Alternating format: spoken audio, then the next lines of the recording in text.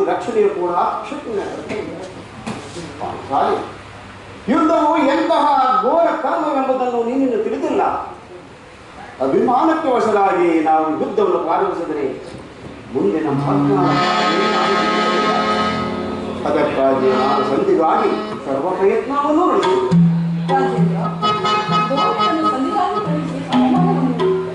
ಈಗ ಶ್ರೀಕೃಷ್ಣ ಪರಮಾತ್ಮನನ್ನು ತೊಡಗಿಸಿ ಅಪಮಾನವನ್ನು ಬಿಡಲೆಂಬುದೇನು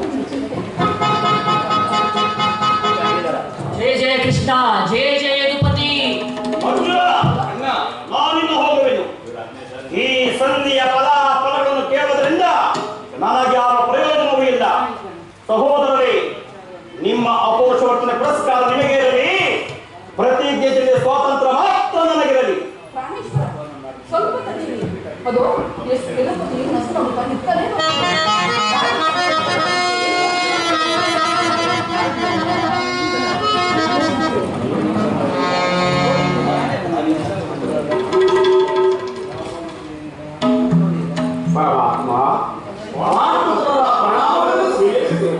ವಿಶೇಷಾಲಿಯಾಗಿ ಪಾಂಡುಪುತ್ರರೇ, ಹೋದ ಕಾರ್ಯವೇನಾಯಿತು ದೇವ?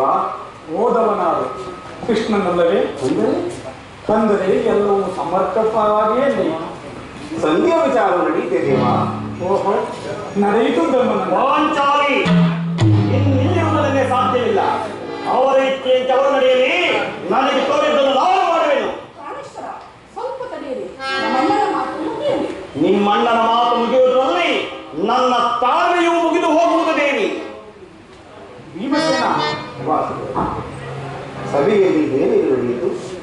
ಎಲ್ಲವೂ ತಕ್ಕ ರೀತಿಯಲ್ಲಿ ನಾವು ನಿರೀಕ್ಷಿಸಿದಂತೆ ನಡೆಯಿತು. ನಾನೇನು ತಯಾರ ರುಕ್ಮಿಣಿಪತಿ, ಈ ನಿನ್ನ ಸಮಸ್ಯೆಯ ಮಾತುಗಳು ನನಗೆ ಬೇಡ. ಅಗ್ಗಜನ ಅಪೇಕ್ಷೆಯಂತೆ 5 ಗ್ರಾಮಗಳಿಗಾಗಿ ಸಂಧಿ ಆಯಿತೆ.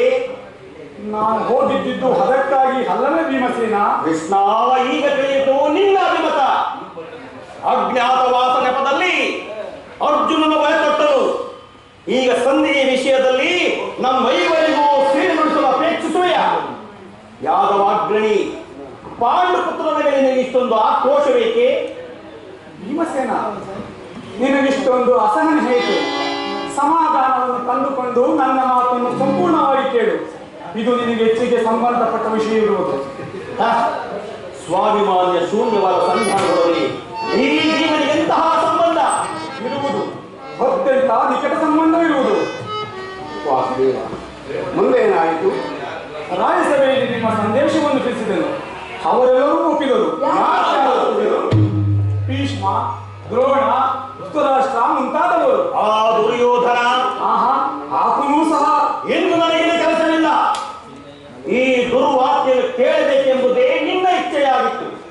ಅದನ್ನು ಸಾಧಿಸು.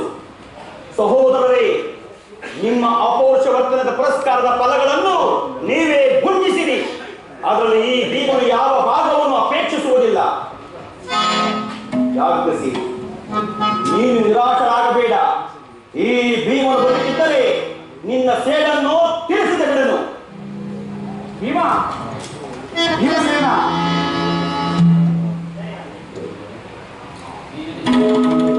ಕೋಪ ಮಾಡಿಕೊಳ್ಳಬೇಡ. ನೀನು ನಿಜವಾಗಿಯೂ ವಿಹಿಂಬಾಪತಿಯೇ ಸರಿ. ಇಷ್ಟೊಂದು ಕೋಪವಿಲ್ಲದಿದ್ದರೆ ಆ ರಕ್ಕಸಿಯನ್ನಾಗಲು ಹೇಗೆ ಸಾಧ್ಯ? ಸ್ವಲ್ಪ ಸಮಾಧಾನ ತಂದುಕೊಂಡು ನನ್ನ ಮಾತನ್ನು ಸಂಪೂರ್ಣವಾಗಿ ಕೇಳು.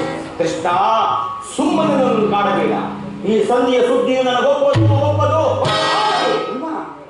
ನಿನಗೊಪ್ಪುವ ಸಂದೇಶವನ್ನು ಆ ದುರ್ಯೋಧನು ನಿನಗೊಂದು ಪ್ರಿಯವಾದ ಸಂದೇಶವನ್ನು ಕಳಿಸಿರುವುದು. ದುರ್ಯೋಧನನ ಸಂದೇಶ. ಹಾಗಾದರೆ ಅದರ ಉದ್ದೇಶವೂ ಸಂಧಿ ಆಗಿರಲಾರದು. ಬೇಗ ಹೇಳು ಕೃಷ್ಣ, ಏನು ಆ ಸಂದೇಶ?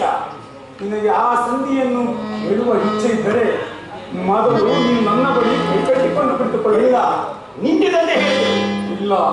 ಇಲ್ಲ, ನೀನು ಕುಳಿತುಕೊಳ್ಳದ ಹೊರತು ನಾನು ಹೇಳುವುದಿಲ್ಲ. ಈ ಪರಿಹಾಸ್ಯ ಹೇಗೆ ಕೃಷ್ಣ? ಇದು ಪರಿಹಾಸವಲ್ಲವಯ್ಯ. ನಿನ್ನನ್ನು ಕಂಡರೆ ನನಗೆ ಅಷ್ಟೊಂದು ಭಯ. ನಿನ್ನ ಗದೆಯನ್ನು ದೂರವಾಗಿಟ್ಟು ನನ್ನ ಪಾರ್ಶ್ವದಲ್ಲಿ ಕುಳಿತುಕೊ. ಆಗ ನಿನಗೆ ಪ್ರಿಯವಾದ ಆ ಸಂದೇಶವನ್ನು ತಿಳಿಸುವೆನು. ಇದು ನಿನ್ನ ಅಪೇಕ್ಷೆಯಿಂದ ಕುಳಿತುಕೊಳ್ಳುವೆನು.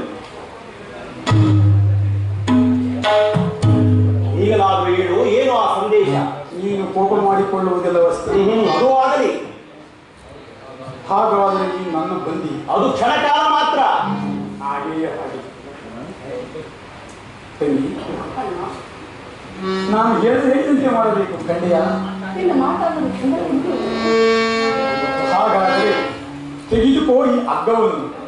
ಇದೊಂದು ಕಡೆ ನನಗೆ ಪುರಸ್ಕಾರ ರೂಪವಾಗಿ ದೊರೆಯಿತು. ಇದರಿಂದ ನಿನ್ನ ಪತಿಯ ಕರಗಳನ್ನು ಕುಂದಿಸು. ಇದೇನು ಪರಿಹಾಸವೇ ಅಲ್ಲ? ಇದು ಪರಿಹಾಸವಲ್ಲ ತಂಗಿ. ಶತ್ರುಗಳ ಹೆಲಬಡಿಯನ್ನು ಬಿಡಿಸುವುದರಲ್ಲಿ ನೀನು ಮಹಾಪಂಡಿತೆಯಂತೆ. ಅದರಂತೆ ನಿನ್ನ ಪತಿಯ ಕರಗಳನ್ನು ಬಂಧಿಸಲು ಬರುವುದೋ ಇಲ್ಲವೋ ನೋಡೋಣ. ಇವ ನಿನಗೆ ಆ ಸಂಧಿಯನ್ನು ಕೇಳುವ ಇಚ್ಛೆ ಇದ್ದರೆ ದೇವಿ, ಕೃಷ್ಣನು ಹೇಳಿದಂತೆ ನನ್ನ ಕರಗಳನ್ನು ಬಂಧಿಸು.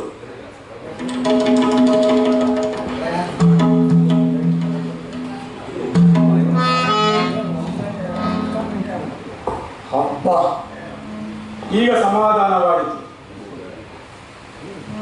ಭೀಮನನ್ನು ಬಂಧಿಸುವ ಹಗ್ಗವು ಈ ದಿನ ರಾಯಸಭೆಯಲ್ಲಿ ನನ್ನ ಅಂಗಾಂಗಗಳನ್ನು ಬಂಧಿಸುವ ಹಂತದಲ್ಲಿ